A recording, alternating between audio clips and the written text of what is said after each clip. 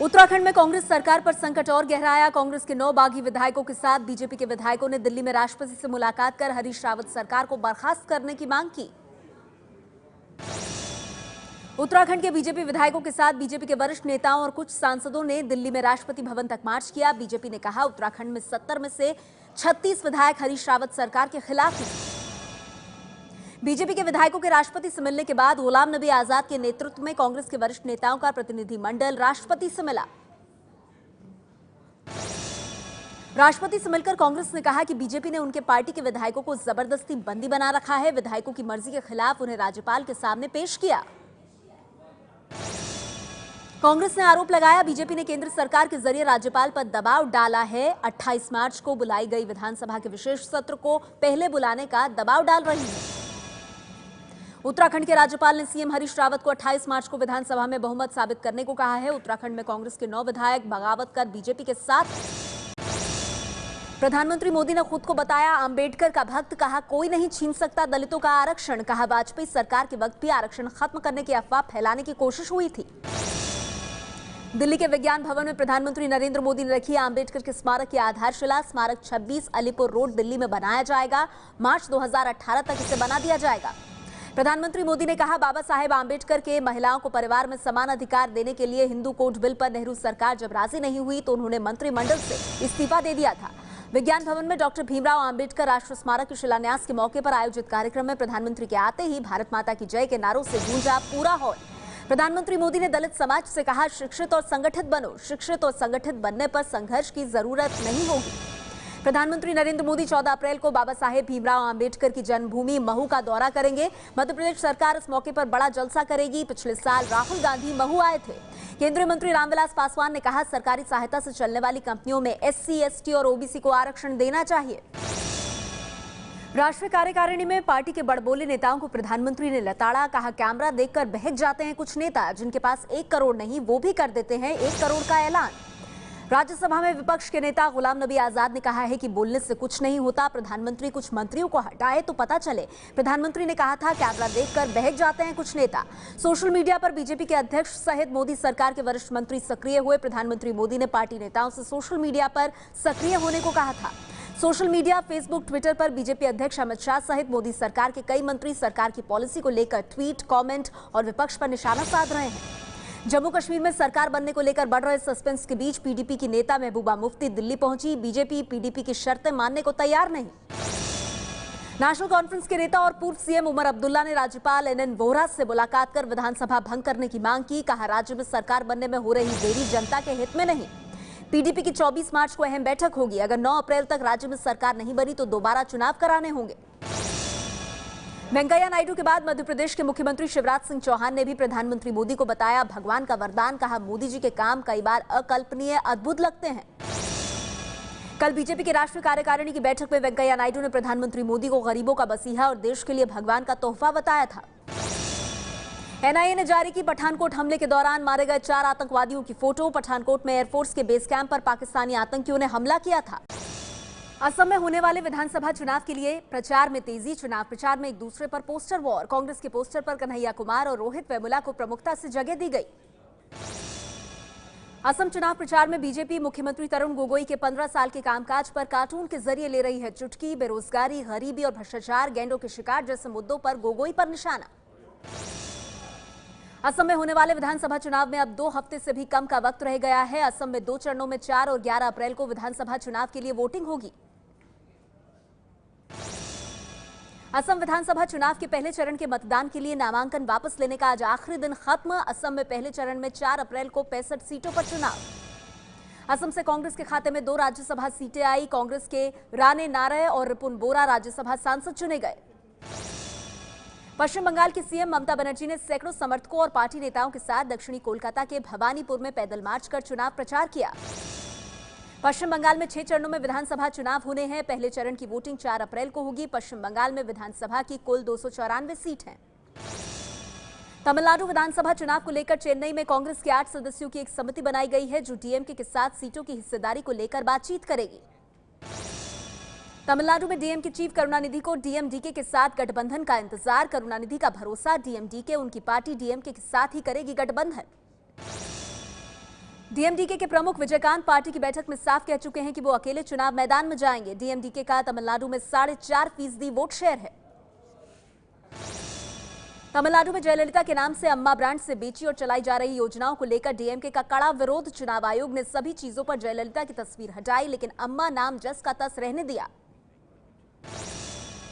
तमिलनाडु में 16 मई को होने वाले विधानसभा चुनाव में भारी मतदान के लिए चुनाव आयोग सोशल मीडिया के जरिए अभियान चला रहा है। फेसबुक, ट्विटर के जरिए युवाओं को जागरूक किया जा रहा है। चेन्नई में सीएम जयललिता के घर के सामने उन्हीं की पार्टी एआईएडीएमके के छात्र इकाई के पूर्व अध्यक्ष मोहन ने आत्मदाह करने की कोशिश की। मोहन ने अपने बेटे की नौकरी के लिए मनापराई कोऑपरेटिव सोसाइटी के प्रमुख वेंकटेश को 2 लाख रुपए दिए थे, लेकिन ना बेटे को नौकरी मिली ना पैसे। इसी से परेशान होकर आत्मदाह की कोशिश की। आम आदमी पार्टी ने पंजाब कांग्रेस के अध्यक्ष अमरिंदर सिंह पर पंजाब को लूटने का आरोप लगाया। कहा, अमरिंदर सिंह ने अपनी सरकार के दौरान कई कंपनियों के जरिए पैसा विदेशों में भेजा। जेएनयू पहुंचे कांग्रेस सांसद शशि थरूर ने जेएनयू छात्र संघ अध्यक्ष कन्हैया की तुलना शहीद भगत सिंह से की। कहा, भगत सिंह भी कन्हैया के जैसे ही थे। शशि थरूर की पार्टी कांग्रेस और आरजेडी ने भगत सिंह के साथ कन्हैया की तुलना को गलत बताया। वहीं भगत सिंह के भतीजे अभय संधू ने कहा, किसी से भी भगत सिंह की तुलना जायज नहीं। कांग्रेस सांसद शशि थरूर के जेएनयू छात्र संघ अध्यक्ष की तुलना भगत सिंह से करने के मामले पर बीजेपी ने कड़ी प्रतिक्रिया दी है। तुलना को भगत सिंह का अपमान बताया। कन्हैया की तुलना भगत सिंह से करने के विवाद पर शशि थरूर ने दी सफाई। कहा, छात्रों के किसी सवाल के जवाब में वो बातें कही थी। कहा, भगत सिंह और कन्हैया मार्क्सवादी विचारधारा के। जेएनयू छात्र संघ के अध्यक्ष कन्हैया को लेकर बीजेपी महासचिव कैलाश विजयवर्गीय ने कहा कि जो देश के खिलाफ नारे लगाता है वो राष्ट्रवादी नहीं हो सकता। नारा विवाद पर ऑल इंडिया एमआईएम विधायक वारिस पठान को महाराष्ट्र विधानसभा से निलंबित करने में कांग्रेस विधायकों के समर्थन को शशि थरूर ने बताया शर्मनाक। मुंबई के देवनाथ डंपिंग ग्राउंड में लगी आग पर दमकल की 10 गाड़ियों ने काबू पाया, लेकिन पूरी तरह नहीं बुझी है आग से प्रदूषण का स्तर बढ़ा। देवनाथ डंपिंग ग्राउंड में आग लगने की वजह से बढ़ा मुंबई का प्रदूषण। एयर क्वालिटी इंडेक्स 228 तक जा पहुंचा। दिल्ली में एयर क्वालिटी इंडेक्स है 129। मुंबई के देवनार के डंपिंग ग्राउंड में कल आधी रात को आग लगने की घटना पर केंद्रीय पर्यावरण मंत्री प्रकाश जावड़ेकर ने कहा कि जो भी दोषी होगा उसे बख्शा नहीं जाएगा। मुंबई के देवनार डंपिंग ग्राउंड में रहकर आग की लपटें उठती दिखाई दे रही हैं। तेज हवाओं के चलते देवनार डंपिंग ग्राउंड में लगी हुई आग लगातार फैलती ही चली जा रही है। एनसीपी नेता छगन भुजबल के भतीजे समीर भुजबल की न्यायिक हिरासत 31 मार्च तक के लिए बढ़ाई गई। समीर भुजबल पर मनी लॉन्ड्रिंग का केस चल रहा है। दिल्ली में महाराष्ट्र सदन के निर्माण में घोटाले के आरोप में एनसीपी नेता छगन भुजबल पहले से ही जेल में है। भुजबल और उनके रिश्तेदारों पर आय से अधिक संपत्ति का भी मामला चल रहा है। मुंबई के आजाद मैदान में पुलिस की ड्यूटी करने वालों की पत्नियों का आंदोलन। पुलिस की 8 घंटे की ड्यूटी और आवास की सुविधा की मांग। निर्देशक अनुराग कश्यप, कॉमेडियन राजू श्रीवास्तव और गायक अंकित तिवारी समेत 46 हस्तियों को यूपी सरकार के सबसे प्रतिष्ठित यश भारती अवार्ड से सम्मानित किया गया। यूपी के मुख्य सचिव आलोक रंजन की पत्नी को यश भारती सम्मान देने से विवाद। फैसले के खिलाफ निलंबित आईपीएस अमिताभ ठाकुर हाईकोर्ट गए। बीजेपी कांग्रेस ने भी किया विरोध। शिव की नगरी वाराणसी में मुस्लिम समुदाय की महिलाओं ने एक दूसरे को गुलाल लगाकर खेली होली और भारत माता की जय के नारे लगाकर दिया एकता का संदेश। यूपी में मथुरा के वृंदावन में मनाई गई अनूठी होली। आम परंपरा के उल्टे यहां विधवाओं ने भी खेली होली। सांस्कृतिक कार्यक्रमों का भी आयोजन। आगरा के खैरागढ़ थाना इलाके के सलीमपुर गांव में बर्थडे पार्टी के जश्न में की गई फायरिंग में 12 साल के मासूम को लगी गोली, बच्चे की मौत। आगरा में वीएचपी नेता अरुण माहौर की शोक सभा में भड़काऊ भाषण देने के आरोप में बीजेपी की नेता कुंदनिका शर्मा को गिरफ्तार किया गया। कुंदनिका शर्मा कवि गोपाल दास धीरज की बेटी हैं। एसपी के बाहुबली नेता और पूर्व सांसद अतीक अहमद पर इलाहाबाद में एक परिवार की जमीन कब्जा करने और विरोध करने पर मां बेटे को जानलेवा हमला कराने का आरोप। 14 मार्च को लखनऊ के सरोजनी नगर में दारोगा को गोली मारने वाले दोनों बदमाश गिरफ्तार। हथियार और चोरी का सामान बरामद। चोरी करते समय पकड़े जाने पर बदमाशों ने चलाई थी गोली। कानपुर के थाना चमनगंज इलाके में जुए और सट्टे के कारोबार को लेकर 2 गैंग्स के बीच चली गोलियां। पुलिस ने एक आरोपी को किया गिरफ्तार। मथुरा में चिटफंड कंपनी कल्पतरु के धोखे से परेशान करीब 50 साल के एजेंट ने की खुदकुशी। कंपनी में रिश्तेदारों और ग्रामीणों का करोड़ों रुपए निवेश कराया था। चिटफंड कंपनी कल्पतरु पर पहले भी सेबी की अनुमति के बगैर कलेक्टिव इन्वेस्टमेंट स्कीम लॉन्च करने और लोगों से पैसे जुटाने का लग चुका है आरोप। यूपी के कानपुर में प्रशासन ने सैकड़ों लोगों के साथ मिलकर चलाया गंगा सफाई अभियान। 12 किलोमीटर गंगा के 23 घाटों की सफाई। होली के मद्देनजर यूपी के कानपुर में खाद्य एवं औषधि विभाग की मिलावटखोरों पर धरपकड़ तेज। कई दुकानों पर छापेमारी। नमूनों को जांच के लिए भेजा गया। दिल्ली के ग्रीन पार्क मेट्रो स्टेशन पर बेजुबान कुत्तों को जख्मी करने वाले शख्स की पुलिस को है तलाश। कुत्तों को बेरहमी से मारते हुए शख्स सीसीटीवी में कैद। छेड़छाड़ के आरोप में एफआईआर दर्ज करने के निचली कोर्ट के आदेश के खिलाफ आप नेता कुमार विश्वास की याचिका पर दिल्ली हाईकोर्ट में कल सुनवाई। दिल्ली के पटियाला हाउस कोर्ट ने जेएनयू में मनुस्मृति जलाए जाने के मामले में दिल्ली पुलिस से अब तक की कार्रवाई की रिपोर्ट मांगी है। अगली सुनवाई 8 जून को है। एमसीडी के सफाई कर्मचारियों के वेतन को लेकर दिल्ली सरकार ने कहा ज्यादातर कर्मचारियों के वेतन निगमों को भेजे गए। हाईकोर्ट ने कहा होली के मौके पर सबको वेतन दिया जाए। पाकिस्तान क्रिकेट टीम के कप्तान शाहिद अफरीदी की टी20 विश्व कप के बाद छुट्टी होगी। पीसीबी चेयरमैन शहरयार खान ने कहा कोच वकार यूनुस की भी हो सकती है छुट्टी। दिल्ली के फिरोज शाह कोटला स्टेडियम में 30 मार्च को होने वाले टी20 वर्ल्ड कप सेमीफाइनल पर संकट। हाईकोर्ट ने आज नहीं दी डीडीसीए को राहत। आज आयोजित होगा दिग्गज टेक कंपनी एप्पल का लॉन्च इवेंट। ये इवेंट भारतीय समय के मुताबिक रात 10:30 बजे से शुरू होगा। एप्पल आज आईफोन और आईपैड के नए मॉडल पेश कर सकती है। छोटे स्क्रीन के आईफोन जारी किए जाने की है संभावना, जिसका नाम SE या 5SE रखा जा सकता है। स्मार्टफोन निर्माता कंपनी इंटेक्स का नया phone Intex aqua S2 launch. 3GB RAM वाले इस फोन की कीमत है 8,999 रुपए। इनफोकस कंपनी ने भारत में अपना नया बजट स्मार्टफोन बिंगो 10 लॉन्च किया। 4,299 रुपए की कीमत का यह स्मार्टफोन स्नैपडील पर उपलब्ध होगा। मुंबई के एक 5 सितारा होटल में कल रात HT स्टाइल अवार्ड समारोह का आयोजन हुआ। समारोह में अमिताभ, रेखा, संजय दत्त समेत बॉलीवुड की तमाम हस्तियां रेड कार्पेट पर दिखी।